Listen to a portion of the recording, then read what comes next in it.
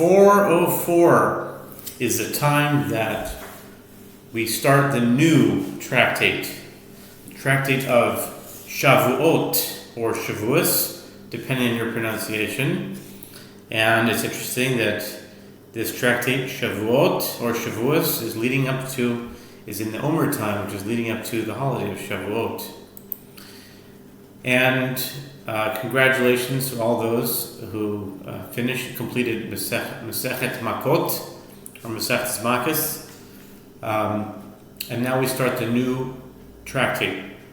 404 is Gematria Kodesh. And Shavuot Beis, Shavuos Beis, or Shavuot Bet, is Gematria 786, which is an area code in Florida, I think. Shavuot Bet, Mishnah. The Mishnah says, Zogdei Mishnah of the new Masechet Shavuos. The Mishnah Zogdei Mishnah Shavuos Shtayim Shehein Alba. With regard to oaths on an utterance of the lips, there are two types that are actually four types. The Torah specifies only two types of oaths, whose violation renders one liable to bring a sliding scale offering to atone for his transgression. See Leviticus 5:4.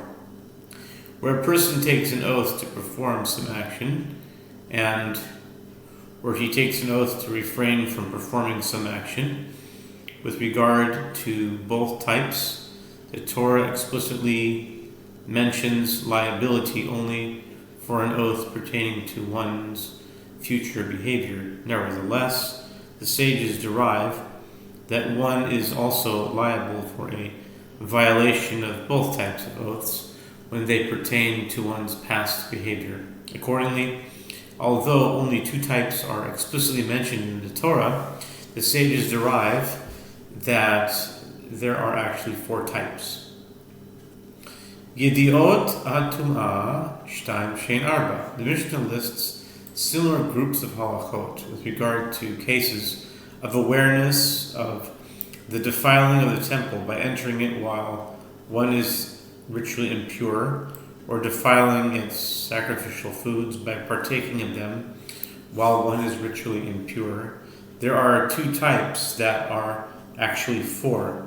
It is prohibited for an impure person to enter the temple, see Numbers 19:20, or to partake of its sacrificial foods, see Leviticus 7:19-20. If one transgressed either prohibition during a lapse of awareness, then upon becoming aware of his transgression, he is liable to bring a sliding scale offering, see Leviticus 5:2. The Torah specifies that one is liable to bring the offering only in the case in which he had a lapse of awareness of the fact that he was impure.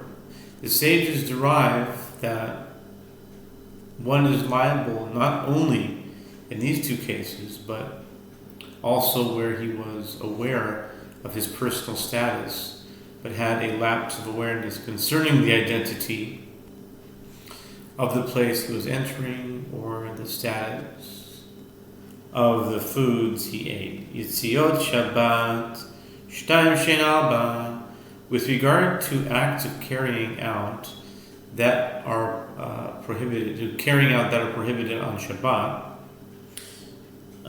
there are two types that are actually four. On Shabbat, it is prohibited to transfer an item from domain to domain. The Torah explicitly refers to only two cases, both of which involve an item being transferred from a private domain to a public domain, where the transfer is made by a person who remains in the public domain, and where the transfer is made by a person who remains in the private domain. The sages derive that liability is incurred in these cases also if the item is transferred from the public domain to the private domain.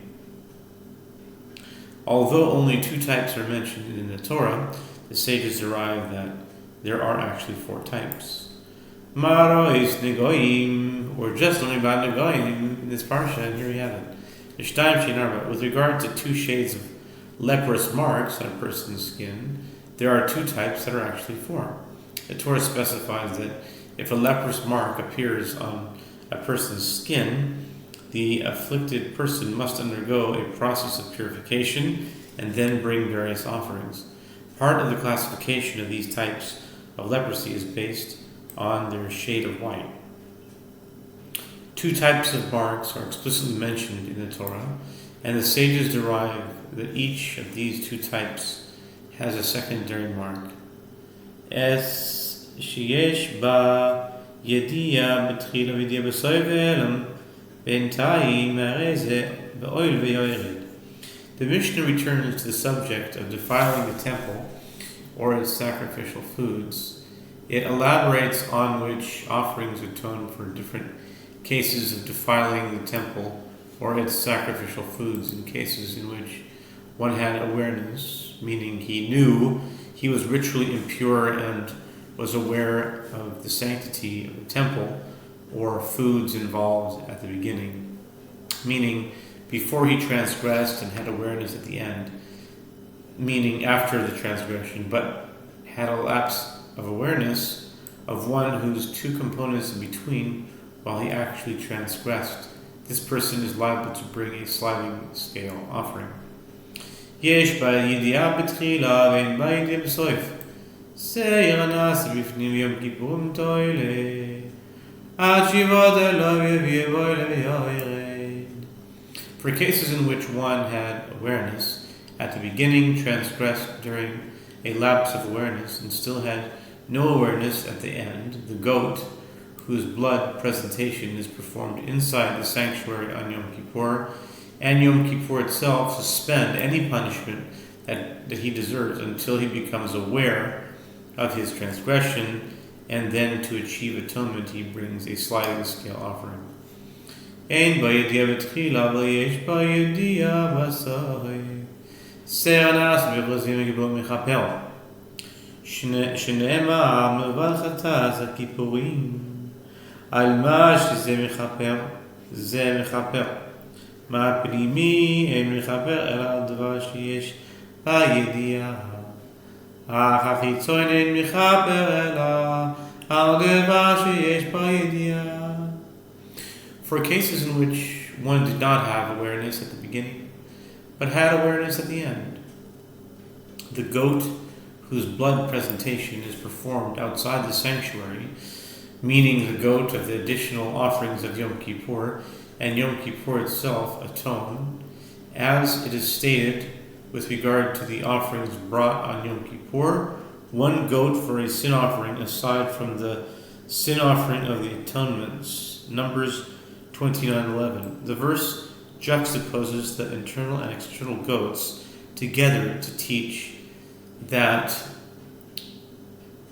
for that which this one atones, that one atones. Just as the internal goat, meaning the one whose blood presentation is performed inside the sanctuary, atones only for a case in which there was awareness of the components of the transgression at some point, meaning at the beginning. So too the external goat, meaning the goat of the additional offerings of Yom Kippur, atones only for a case in which there was awareness at some point, meaning at the end. ועל שאין לו ידיע לא בתחילה ולא בסוף, שעירי הרגלים ושעירי ראשי חודשים מחברים, דברי רבי יהודה. רבי שמעון אומר, שעירי הרגלים מחברים, אבל לא שעירי ראשי חודשים, ועל מה שעירי ראשי חודשים מחברים. And for cases in which one did not have awareness, neither at the beginning nor at the end, the goats brought as sin offerings for the additional offerings of the festivals, and the goats brought as sin offerings for the additional offerings of the new moon's atonement. This is the statement of Rabbi Yehuda. Rabbi Shimon says the goats of the festivals atone for cases in which one never had awareness of the transgression, but the goats of the new moons do not. But if so, what do the goats of the new moons atone?